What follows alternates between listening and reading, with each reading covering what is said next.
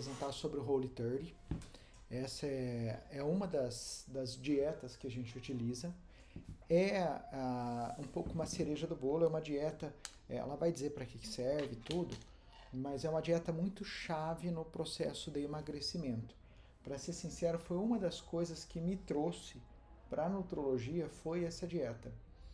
Foi estudar sobre ela e ver o resultado dela, que aí eu comecei a gostar muito dessa parte do mundo do emagrecimento. Então, para mim é uma dieta bem importante. Não sei se você conhecia antes de eu te mandar. Não, antes de você me mandar eu não conhecia. Foi bem naquele momento que você me mandou o livro, daí eu li e tal, mas não tinha conhecimento. É uma dieta muito famosa nos Estados Unidos, principalmente pelo programa Quilos Mortais. Sim, conheço. Tá? Então vamos lá. Camila, tem a voz. Obrigada, doutor Luciano. Então, o Whole30, que nem o doutor falou, é um dos protocolos, praticamente o que a gente utiliza, assim, basicamente a primeira consulta de quase todos os pacientes, né, quando indicado. Conseguir passar ali pra mim? Obrigada. O que é o Whole30? O Whole30 ele é uma abordagem alimentar que foi criada em 2009, já tem um tempinho. Eu considero que aqui no Brasil ela talvez não seja tão falada quanto nos Estados Unidos, tá? O principal objetivo dela é eliminar praticamente uma quantidade de grupos alimentares que eles fazem o corpo passar por um processo inflamatório, tá? Eu sempre gosto de falar para os pacientes que ela tem uma data de validade. A gente entra e sai com data de validade. No momento que o paciente falar para mim, Nutri, eu vou começar, sei lá, eu entrego o plano para ele na quinta, mas vou me organizar no final de semana, não sei o que, vou começar na segunda. A partir dessa segunda-feira, a gente começa a contabilizar os 30 dias contínuos desse processo, tá?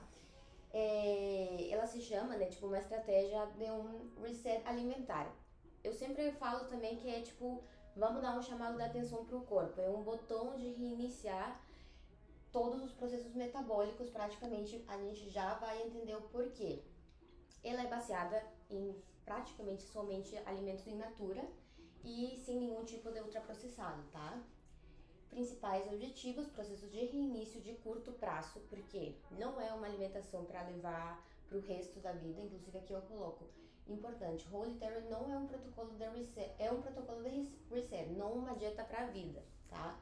Que esse é um questionamento que muitos pacientes trazem. Depois de passarem os 30 dias, eles gostam tanto dos resultados que falam, Nutri, não dá para eu manter, eu quero ficar fazendo isso ainda um bom tempo. E eu sempre falo, quando a gente sai do Whole30, a gente não tira nenhum daqueles alimentos. A gente só acrescenta para tornar aquilo uma coisa bem mais equilibrada para o dia a dia da pessoa. Reduzir a inflamação, né, que é o principal, basicamente, principalmente naquela questão da retenção de líquido, né, que a gente fala. Melhora a digestão, sono, disposição e a relação do paciente com a comida. Identificar intolerâncias ou gatilhos físicos após a reintrodução. O que eu quero dizer com gatilhos físicos? Qualquer tipo de, tô com uma alergia na pele, começou a sentir algum tipo de desconforto, seja gastrointestinal ou físico. E aqui agora a gente fala um pouquinho sobre quais grupos alimentares... Isso daí é uma dieta que leva muito ao autoconhecimento. O paciente consegue entender o que cada grupo alimentar causa no corpo dele. Então fala assim, esse grupo alimentar me dá gases, esse grupo alimentar me dá a alergia que eu tenho de pele que eu nunca descobri de onde era. Esse grupo alimentar... Então, ela não é uma dieta só voltada para o emagrecimento. Ela é uma dieta que, por desinflamar, causa o emagrecimento. Exatamente. E a gente já vai chegar no outro slide para essa parte. Aqui a gente fala um pouquinho sobre quais são os principais grupos alimentares e os alimentos que a gente exclui por esses 30 dias. O açúcar, né, de qualquer tipo, seja adicionado no mel, adoçante, mesmo sendo natural, todos os derivados lácteos, leite, queijo, iogurte, creme de ricota, requeijão, mesmo não tendo lactose, a gente também retira, tipo, alimentos sem aerolactose, porque eles não são, tá? Aquelas parênteses, eles só têm a enzima lactase. Todos os tipos de grãos, trigo, aveia, centeio, por isso que entra o arroz também, leguminosas, feijão, soja, lentilha, grão de bico, o glúten, que ele já está consequentemente presente no trigo, E isso inclui farinha, pão, massa, bolo, até porque, sei lá, pão industrializado que tem hoje em dia, além da farinha de trigo, ele tem como um ingrediente extra o glúten, entendeu? Eles acrescentam mais glúten do que ele já tem ali na farinha de trigo.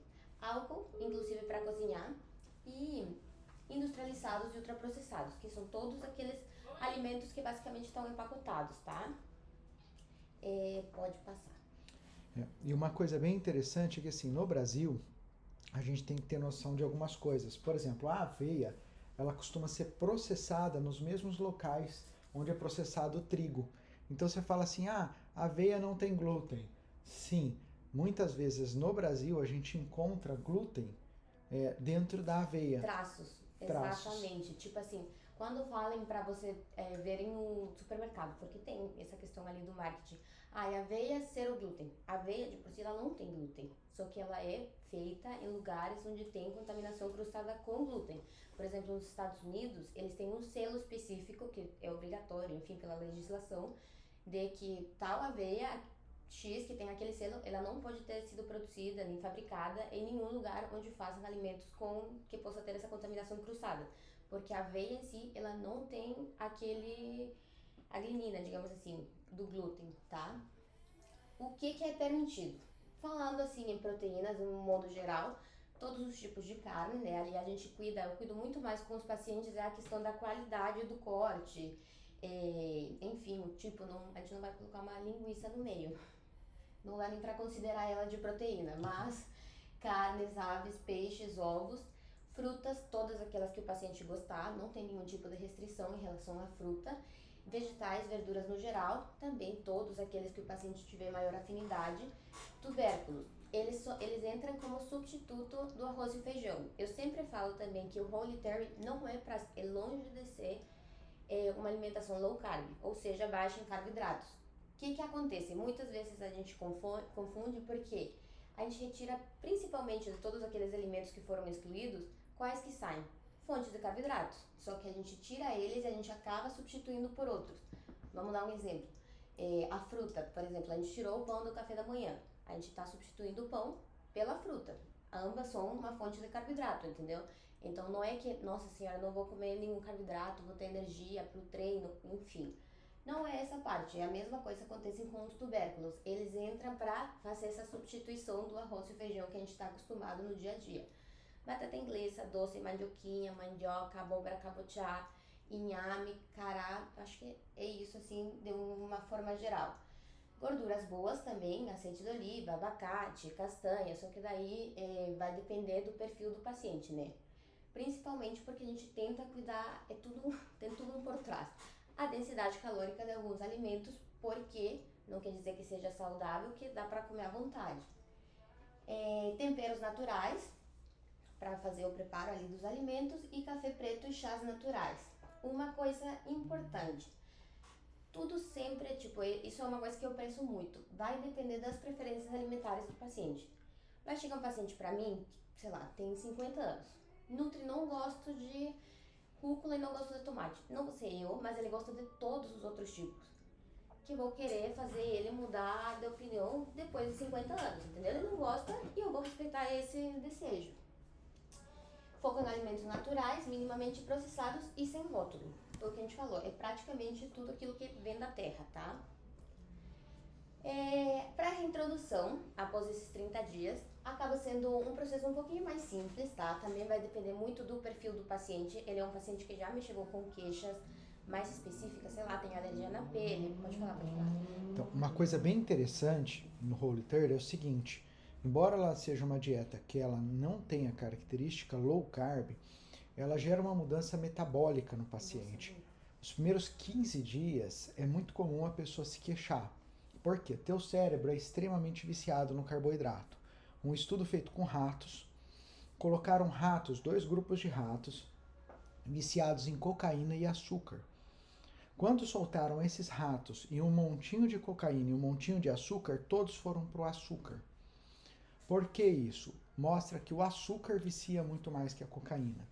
Quando você escolhe alimentos com um carboidrato de melhor qualidade, você quebra um pouco desse vício.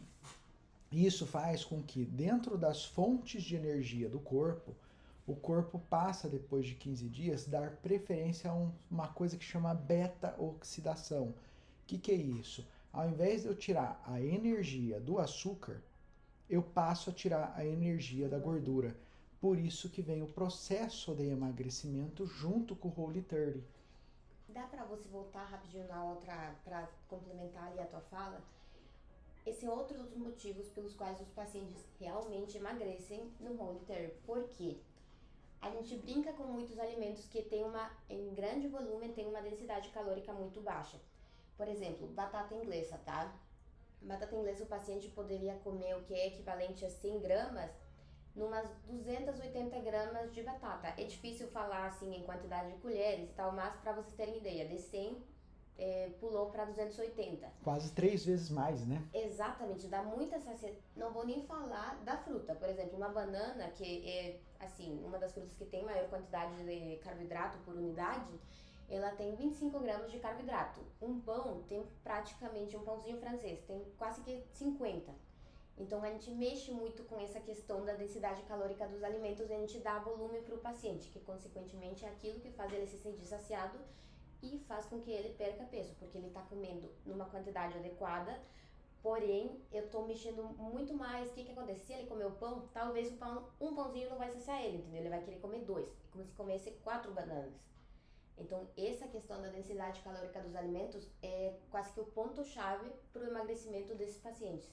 E fora que assim, você pega, por exemplo, uma proteína, hoje em dia é muito comum você pegar a pessoa ter um déficit proteico na alimentação. Quando você ajusta a proteína ela dá saciedade. Ela tem uma atuação no hormônio chamado leptina, que faz a pessoa se sentir mais saciada. Então, uma das estratégias de fazer a pessoa comer menos é dar mais proteína na alimentação. Coisa que não é praticamente todos os pacientes. Nenhum paciente ele chega com uma ingesta adequada de proteína. É assim, sei lá, devo ter visto um paciente em todo esse processo. Pode passar. Que nem a gente estava falando, né? A reintrodução vai depender muito do caso, como qual lado que a gente vai. Porém, ela é gradual. Por quê? Se eu tentar, tipo, incluir todos os alimentos de uma vez só, se o paciente tiver alguma reação, eu não vou ter como saber qual que é. Daí, aqueles 30 dias meio que serviram para nada nesse quesito, tá? Então, a gente precisa fazer grupo por grupo. E o que é muito importante? O paciente ele tem que melhorar a percepção de sinais. Tipo assim, ele tem que começar a conhecer o corpo. Que nem o Dr. Luciano estava falando no início. Porque eu não tenho como acompanhar as 24 horas do dia. Ele que precisa me relatar. E ele que precisa se dar conta. Olha, eu comi tal coisa, depois eu vi que não me senti tão legal. Essas coisas são muito importantes. Início da reeducação alimentar e melhor percepção dos sinais que o corpo nos dá. A gente observa os sintomas, né, ao longo desse processo da reintrodução, tanto os prévios, caso o paciente tivesse, quanto aqueles que chegaram no momento. Observações. O foco principal do Whole30, teoricamente, não é o emagrecimento, tá? É principalmente toda essa questão da reeducação alimentar, né? Conhecer o corpo, melhora dos sintomas e desinflamação. O mais importante sempre vai ser a gente ter essa melhora dos sintomas e, consequentemente, com a melhora dos sintomas, a gente tentar captar o que é trazer aquilo, entendeu? Só que o emagrecimento é uma consequência de todo esse processo e é um resultado muito bom mesmo que os pacientes chegam a ter. Pode passar.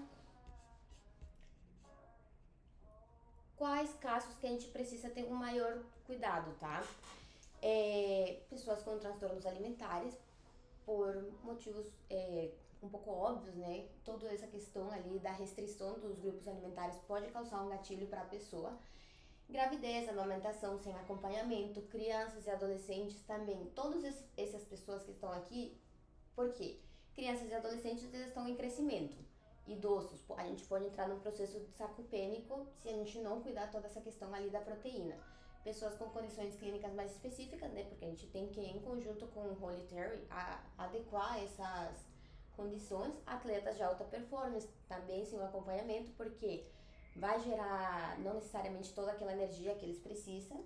E se fizer sem o acompanhamento, tem um risco maior de rigidez alimentar se mal orientado, tá? Eu considero que o acompanhamento profissional é essencial. Pode falar. Porque assim, o que é legal, muito, muito interessante, tá? O Roll30 você consegue fazer sozinho? Você consegue baixar os manuais? Sim, isso qualquer um consegue.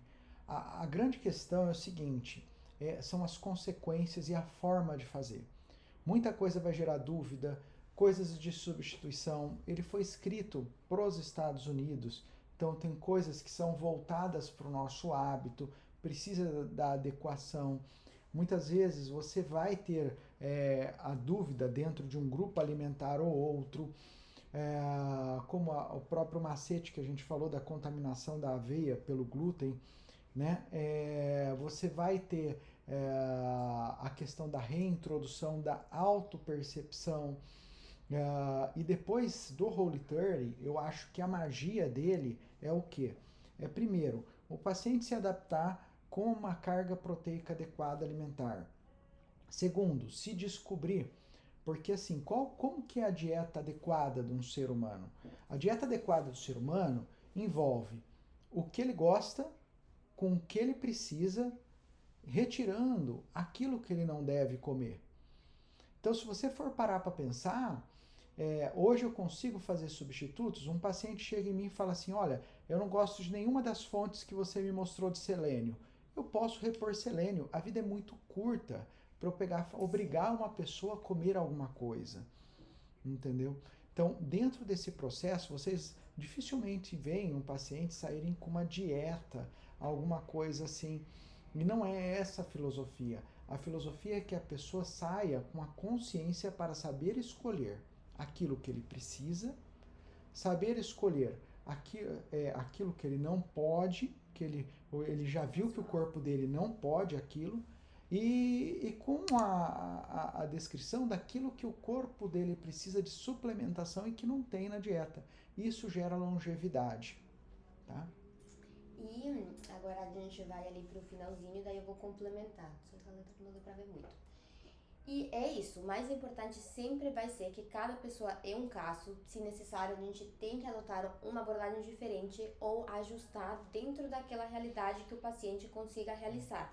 Por quê? Porque não me adianta eu falar, faz tal coisa e ele ir para casa e não fazer. Então, isso faz tudo parte do processo, entendeu? A gente tem que ajustar sempre ao ponto que fique plausível para o paciente fazer, tá? Que também é muito legal, assim, que eu acho dessa parte do Roll30, por exemplo. Muitas vezes eu já vi várias nutris que aplicam Roll30 e elas basicamente pegam tudo aquilo que tem no livro e jogam para a pessoa no papel. Para fazer isso, o paciente mesmo consegue fazer. Sabe ler, ele consegue pegar lá. Comigo, não. Aí, o que eu gosto de fazer com eles? Eu faço todo o planejamento alimentar mesmo. É como se viesse um paciente que o doutor falasse, a gente precisa de uma dieta mediterrânea. Beleza, com o Roll30 é a mesma coisa, só que a gente faz a retirada de todos aqueles alimentos. Porém, é tudo calculado, é tudo com uma quantidade. Aí vai depender, né? O paciente é da escolha própria. Ah, não, Nutri, eu quero ir mais pelo lado das orientações ou quero pesar, quero fazer tudo certinho. Tudo isso leva também a ele entender, nossa senhora, olhar o prato e ver, eu preciso comer isso aqui desse tal alimento, isso aqui desse e esse aqui a outra metade. Antes eu não fazia, antes eu fazia o contrário. Então toda essa percepção é uma coisa que a gente tem que ir acompanhando ao longo do tempo, que ele saiba o que precisa comer, o que faz mal, quais são as proporções corretas e basicamente é isso, gente. O Roll30 ele é mais do que uma dieta, ele é uma ferramenta. Ele é uma ferramenta de autodescoberta e é uma ferramenta que a gente utiliza muito para os pacientes. Então, quando tiverem pacientes dentro do protocolo, dentro do programa da tirzepatida, por exemplo, o que a gente vai ter? Nós vamos ter, às vezes, alguns pacientes fazendo algumas queixas, fazendo ou algumas observações que eles não vão fazer para mim, ou às vezes não vão fazer para Camila. E essas observações, elas são muito importantes. Porque vocês tendo noção de que, olha, a pessoa está fazendo algo, na verdade, assim, o intuito é desinflamar o corpo, vocês também têm essa noção. Tá? Por mim, todos os pacientes começariam por um Whole30, mas o Whole30 ele demanda uma força psíquica até um pouco maior. Então, ela é um padrão alimentar que ele demanda do ponto de vista psicológico do paciente. Então, também não, você tem que selecionar muito bem isso, porque às vezes a pessoa não está naquele momento com condições para fazer aquilo. Então, às vezes você vai pegar uma pessoa que você vai falar assim, nossa, a pessoa teve um trauma, alguma coisa recente, coisas assim, e você não vai submetê-la um pouco mais. E nunca se começa nenhuma dieta, não se começa nenhum programa de emagrecimento sem a prevenção do reganho.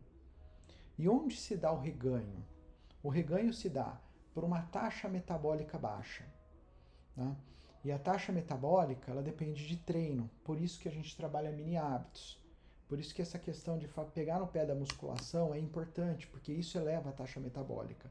Alimentação adequada, exercício adequado e repouso adequado é o que leva a ganho muscular. Segunda coisa que leva a reganho é uma deficiência nutricional. E aí o Whole30, ele pode sim promover uma deficiência por tirar grupos alimentares. Mas por um mês vai gerar? Não. Mas se mantiver pelo resto da vida, sim. Por isso que ele não é um padrão alimentar que a gente mantém para o resto da vida. Porém, aqui a gente faz bastante exame. Quando o paciente chega, por exemplo, com uma deficiência de selênio, eu logo vou fazer esse selênio para o paciente. Porque quando ele sai do programa de emagrecimento, quando ele está terminando, ele não tem aquela compulsão que quando chega para o cérebro, não vem aquele negócio, olha, você precisa de selênio. Vem para o cérebro a seguinte coisa, você precisa comer. E aí a pessoa vai comer o quê? O que ela tem hábito.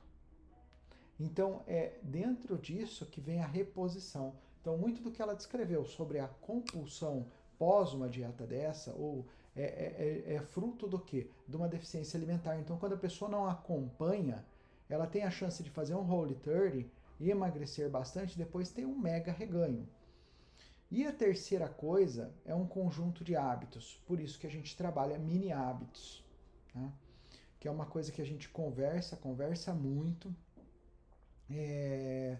porque lá no grupo tem a apostila para fazer os mini hábitos com os pacientes, e é uma coisa que a gente vai ter que sempre estar pegando no pé, porque nenhum hábito se tira, nenhum hábito a mais se coloca, hábitos se substituem. Então nós temos que substituir hábitos ruins por hábitos bons. Você está fazendo a formação de PNL, isso é muito interessante, essa formação, e você vai ver muito isso, que nós, seres humanos, somos escravos de hábitos. Se é para ser escravo de hábito, que sejam de bons hábitos. Então é isso que a gente tem que fazer. Parabéns aí pela apresentação. Obrigado. Eu acho que deu para dar uma resumida boa. Tem perguntas? Era isso que eu ia perguntar. Alguma pergunta? As perguntas vão surgindo também ao longo do caminho. Podem sempre perguntar, menino. Legal. Isso vai ficar na nossa plataforma, então, tá bom?